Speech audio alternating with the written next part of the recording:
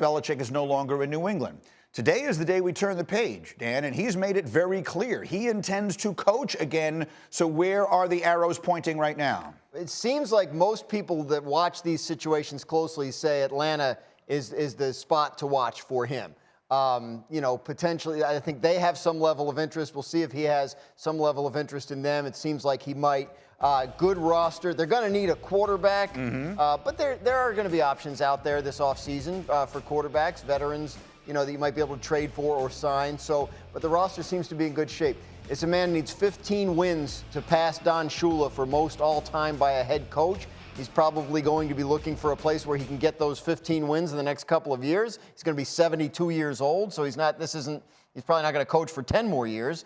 So I would think you're looking for spots that aren't ground-up rebuild situations. Yeah, one would assume. Again, 15 wins is a number, and then look, the idea that he goes and wins a championship again, as Tom Brady once did, that doesn't feel as though that wouldn't be an important to him. And I know you think that it's not, we shouldn't just be looking for the usual suspects. Yeah, because we'll see what happens over the next couple of days. Like, a lot could happen. D'Amico Ryans has a great future in Houston. What happens if the University of Alabama says, hey, come on in, 10-year deal, this is your alma mater? A lot of people feel in the coaching community Alabama is a more resourced opportunity green than, let's say, some of these NFL teams. So a lot of moving pieces. And to me, like, Washington has always made sense with Bill Belichick. I know the last couple of years haven't been great, but if you're starting to look for credibility and scale leadership, over 2 decades, he's hired a lot of great coaches. One more thing I want to get from you before I turn to the page, and that is you were saying to me, if you were to bet on it right now, you would bet, right this minute, there are 8 coaching vacancies in the National Football League. That if you were to bet on it, you would bet there will be at least one more? I do agree. And look, let's see how it goes. Maybe Andy Reid retires. Maybe Mike Tomlin wants to take a year off. Maybe a team loses 40-0 over the next couple of days. But given everything that's gone on with Pete Carroll, Nick Saban, Coach Belichick, I would not be surprised if there was a 9th opening in the NFL. That's the other thing, right? Like, you're talking about a field of candidates here that's very unusual.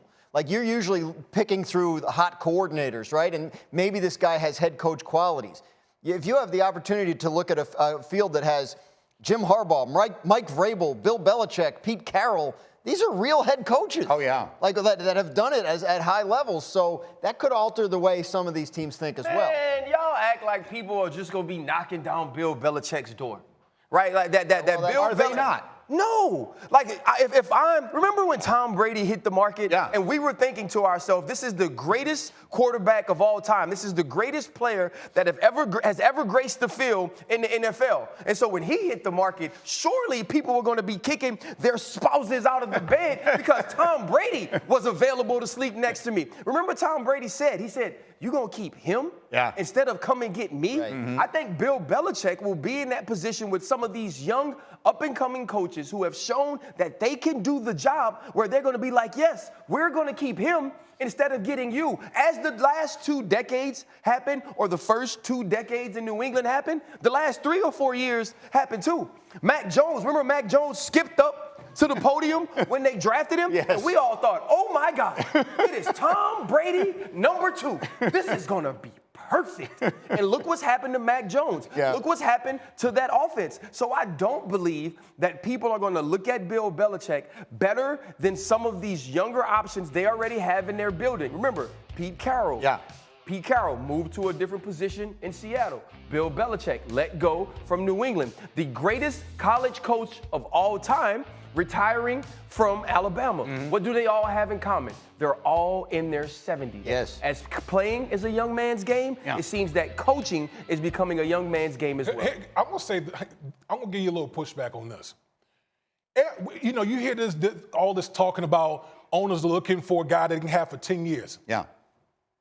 How many patient billionaires do we see out here? That's right. Like, there's not many patient billionaires. Yes. These guys want to win and want to win now. And so when I look at this whole Belichick and the whole coaching cycle that we're in, it's literally going to come down to, okay, the guy I have now compared to what's available to me right now. That's right. And I guarantee you, those guys, those decision makers are going to look at their guys compared to that and be like, is those guys who are available better than what we have in-house right now? They're going to think long and hard, even with Coach Belichick at 72. Yeah. You have an opportunity to get the best coach in NFL history right now. That don't mean he's the best coach right now. No, well, he's the best coach in NFL history for sure, and you can acquire him right now. Is he the best coach for your organization right now? Okay. That's the decision you have to make. History can't play a part in that. I understand that, but I also will say this.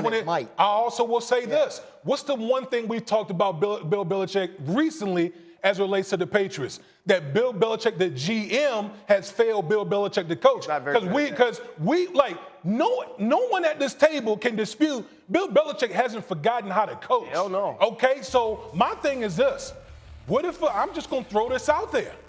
What if the Philadelphia Eagles go out there and just lay an egg in the wild card round? Then what? You don't think that Howie Roseman, Jeffrey Lurie will look at this thing with Nick Sirianni and be like, okay, this thing has been sliding backwards now for some time, and we got messy. Yeah, I'm messy. You don't like it? I intended to be messy.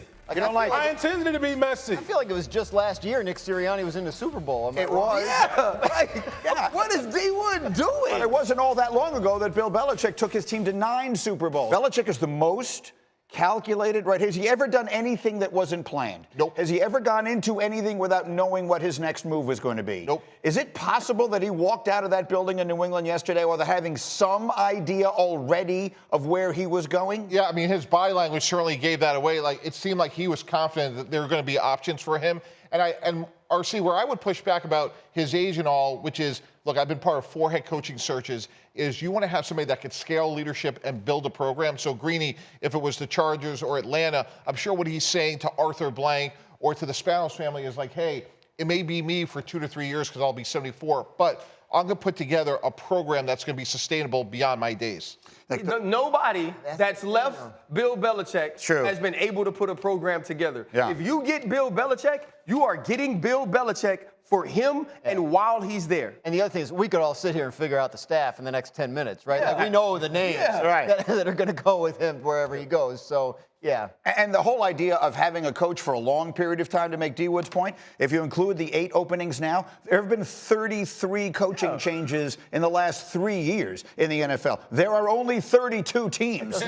You don't feel healthy. Well, several of them have done it twice. I'm not saying you need him forever, but I am saying when you look at some of these coaches leaving, and I don't think this is the case in Pete Carroll, I feel like not the game. The game will never pass Bill Belichick got by. I feel like the people are passing him by. The young men in these locker rooms are different. Take Jack Jones, who's been an absolute star in Las Vegas for Antonio Pierce, was a guy that couldn't fit in, that couldn't work in New England, and now he's going to be a guy that ends up getting a second contract there. And so, look, they've got to go in confident. I'm going to get keys to everybody, but as you talk about Aaron Jones, I thought it was interesting the way you said, get Jordan Love comfortable and all that. Yeah. On some level, I feel like the Packers are playing with house money. Yes, I get it. He's a kid, Jordan Love, and everything else. But their season is already a success. I mean, I could feel it getting very tight in that building if this game is close at halftime. Well, no, and that's the point, right? You want to get this game into the fourth quarter with your young quarterback that has shown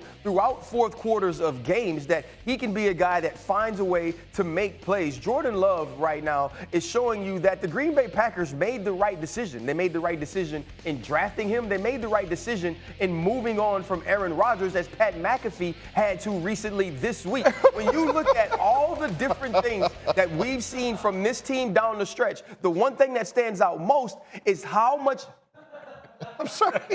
is how much better the offense is with Aaron Jones. And I think adding that piece to what Jordan Love can do, along with those first and second year receivers, is huge, especially playing at AT&T Stadium. We did not talk about that in the meeting. That did not come up in the meeting. You mean Pat McAfee and Brian Gutekunst being compared together? Fair enough. Okay. In the meantime, that's very funny. All right. Let me. Here's what I always like to bring for everyone who's getting set to watch this game. Is because we could put the picks up on the screen. Everybody thinks the Cowboys are going to win, and I get it. So I always like to ask everybody, what's the one thing that you give the fans to watch at the beginning of the game that tells you how this thing is going to go? So, D. Wood, what do you have your eye on early in this game that might say to you, hey, the Packers are going to be in this? I want to see how this Green Bay defense adjusts to CeeDee Lamb. CeeDee Lamb over the last 12 games has about 1,400 yards. that man has been balling out of his mind. We see the connection that Dak Prescott has with CeeDee Lamb. So what are they going to do to try to take him away? Because he's such a big part of what Dallas wants to do offensively. Yeah, that's a critical part, clearly, of what they've been doing of late. I would say that CeeDee Lamb has been the offensive player of the year over the last 3 months. What are you watching? Tony Pollard. Green Bay really struggles playing defense, especially on first down. Got this great stat from Hembo. They give up 5.8 yards a carry. So to RC's point about Aaron Jones, I think this game's really simple. I think Dallas has 39 minutes of time of possession, Greedy. Tony Pollard rushes for 150, 180 yards. What? And they control the line of scrimmage. When last time you seen that? When last time you seen Mike McCarthy call a bunch of run plays like that? Yeah. That's not in his DNA. Yeah, Tony Pollard better go for 99 on one of them. Yeah. And then we're halfway there. Graziano, you also like the Cowboys big in this game. Yeah, it'd take Tony Pollard 3 weeks to get 180 yards. That's not, look, I mean, but it's a horrendous matchup for the Green Bay defense. Dak Prescott, 4th in the league in QBR on throws between the numbers. Green Bay's defense is 32nd in the league in opposing QBR on throws between. Their opponent's QBR between the numbers is 88.2. Tom Brady's QBR in 2007 was 87.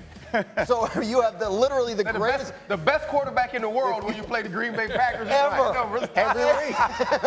By kind of a lot. So I just think it sets up very bad. I think the Cowboys could score 40 points in this game. I think it could be that bad. I hear you, and Mike T's saying this, and I get it. And yet, I don't mean to sound like our friend Mr. Stephen A. Smith, but every time you think everything should go their way, RC, is exactly what it tends not to. And I know, but like there's a first time for everything. Right. Right. Like every time, like there's times that teams evolve. Right. There's New York Giants teams that get into the playoffs that are 9-7 that find a way to beat the best team there ever was. And so I think that the Dallas Cowboys have matured. I believe their quarterback has matured more than anyone in the NFL. Now it is, can that quarterback and Mike McCarthy make the right decisions in crunch time? We haven't seen that from those two. That is why staying close, making this a tight game until the fourth quarter matters. Because let's think about last week. The Detroit Lions didn't play well. They kept it close. Right. What did Mike McCarthy do on second down? Instead of running the football, he throws an option route outside that could be a go ball or a stop. So now you put it in their hands, it's incomplete. You give the ball back to the Detroit Lions with enough time to drive down and score. And if not for a penalty, you lose that game. Yep. That's what you did going into the playoffs. Keep it close, Green Bay Packers, and you never know what can happen.